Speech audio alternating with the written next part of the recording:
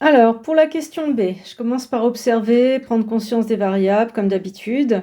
Donc, on est dans R3, UEV, c'est des triplés. VectUV, c'est un SEV de R3, le SEV engendré par la famille UV. Et là, j'ai un ensemble, voilà, qui, a priori, a juste l'air ensembliste. Il n'affiche pas son côté SEV comme VectUV. Mais bon, puisqu'on me demande de montrer que c'est égal, je me doute bien que c'est un SEV aussi et que c'est un vect. Or, c'est très facile de passer de l'écriture ensembliste ici à un vect. Il suffit de forcer l'apparition de combinaisons linéaires dont alpha et bêta sont les coefs. Ça donne ça. Voilà, je force l'apparition d'une combi linéaire et donc ce qui apparaît du coup, c'est ces vecteurs en bleu, vect WZ. Et donc la problématique devient très ressemblante à celle de la question A. En vérité, ce que vous voulez montrer, c'est que vect UV, c'est vect WZ. Et donc après, on procède exactement comme tout à l'heure. Moi, j'aime bien aligner mes vecteurs pour trouver les combinaisons linéaires et toujours m'appuyer sur les zéros. Là, pour faire 0 avec ces deux vecteurs-là, vous voyez bien qu'il suffit d'additionner.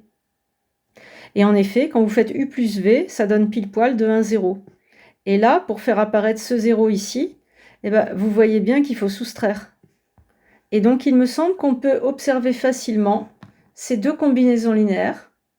Et donc, on peut ajouter les deux vecteurs, ça ne change pas l'espace engendré.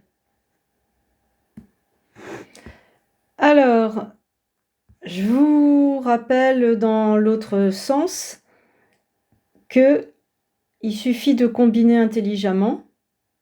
Et en effet, ici, vous voyez bien qu'en additionnant, W plus Z, c'est 2U, donc vous récupérez U, combinaison linéaire de W et Z, et même chose pour isoler V. Et donc, vous pouvez réduire votre vect en supprimant U et V qui sont combinaisons linéaires de W et Z, et vous obtenez le résultat voulu. Voilà. Je rappelle qu'il y a plein d'autres manières de faire avec la notion de dimension, mais que nous n'avons pas encore travaillé. Le choix que j'ai fait, c'était pour illustrer les opérations, et puis aussi pour vous montrer qu'on pouvait facilement repérer des combinaisons linéaires. C'est important d'apprendre comment, surtout sur des NUplé. Dans la prochaine vidéo, on va réviser la façon de trouver une famille génératrice d'un SEV donné. À bientôt!